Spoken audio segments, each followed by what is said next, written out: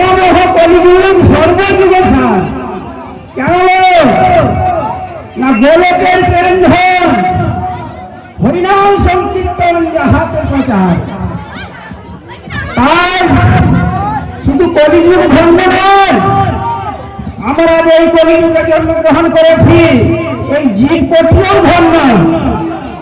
তাই ঠাকুর মশাই কলিযুগকে প্রণাম করছে, কিন্তু আবার বলছেন যে ঘোর কলিকাচ্ছন্ন অন্ধকারময়।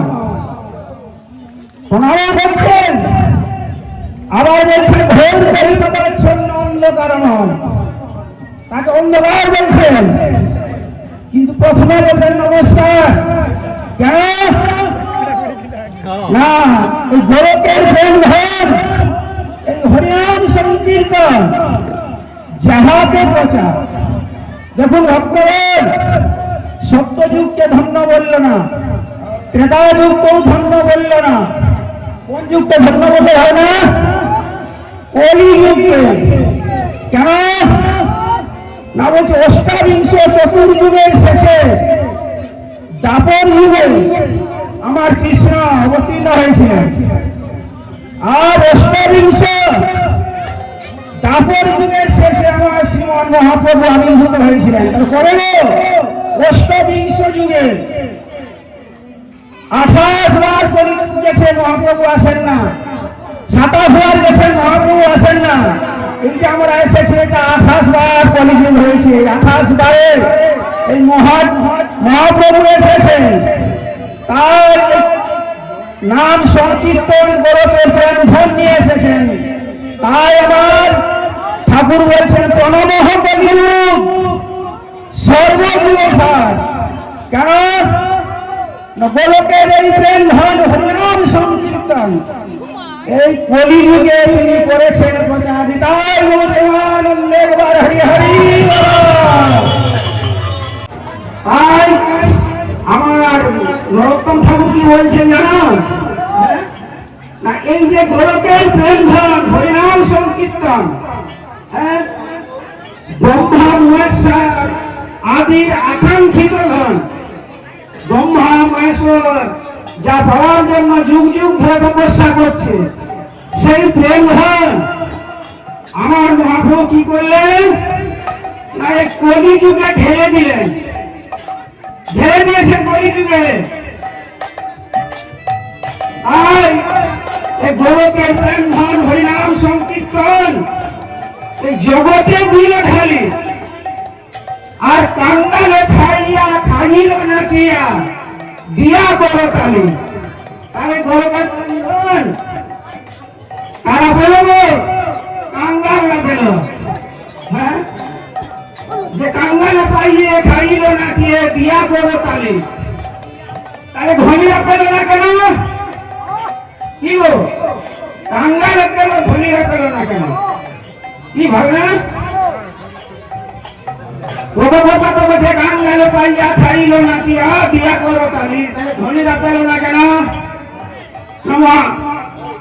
মহাপ্রভু দৃষ্টান্ত দিচ্ছেন যে চিনির লরি পাকা রাস্তায় উল্টে গেছে, চিনি চারদিকে ছড়িয়ে পড়েছে। তাহলে কারা আগে ঘটি পাটা নিয়ে ছুটে যাইল? তারা যায়, ওই ধনীরা যায় না গরিবরা যায়? কাঙ্গালরা যায়। কেন? তাদের মান অভিমান নাই। তাই বসে কাঙ্গালে পাইয়া খাইল নাচিয়া দিয়া করো কালী। তো দেখুন ভক্তগণ, তাহলে কাঙ্গাল কারা? কি গো, দরিদ্ররা কাঙ্গাল আর ধনী নাকি কাঙ্গাল নয়? এখানে মোটামুটি ধনী দরিদ্র বিচার করে না, কাঙ্গাল কাঙ্গাল বিচার করছেন। কেমন? আমাদের জাতি গুণমান রূপ যৌবন, এই 5টা খণ্ডদের অহংকার যারা আছে তারা কাঙ্গাল নয়। আর জাতি গুণমান রূপ যৌবনে যারা বশীভূত করে রেখেছেন মহাপ্রভু, তারাই কাঙ্গাল।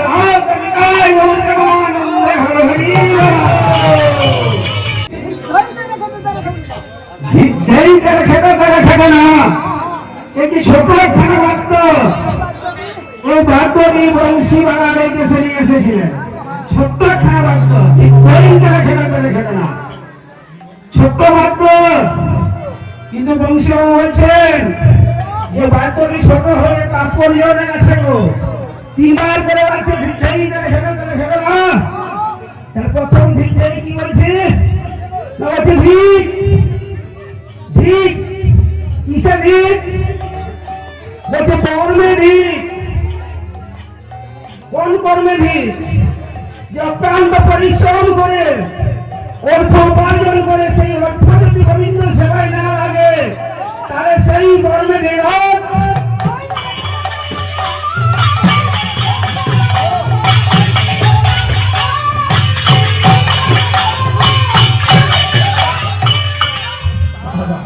তাহলে কর্ম করে যদি গোবিন্দ সেবায় না লাগানো হয় বলছে সেই কর্মে ভিড়। আর দ্বিতীয় ভিড় কি? বলছি জ্ঞানে ভিড়। আমি অনেক ব্রেকফাস্ট করেছি, অনেক শিক্ষিত হয়েছি, অনেক লেখাপড়া শিখেছি, অনেক জ্ঞান অর্জন করেছি, কিন্তু সেই জ্ঞানে যদি আমি গোবিন্দকে না মানি তাহলে সেই জ্ঞানে ভিড়।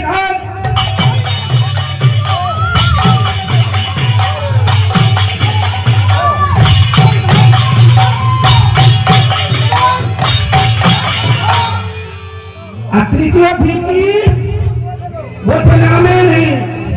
আমার এই গোবিন্দ নামে নাই। কোন নামে? এই নাম প্রতিষ্ঠায় যিনি ছুটে বেড়াচ্ছেন সেই নামে ভিড়।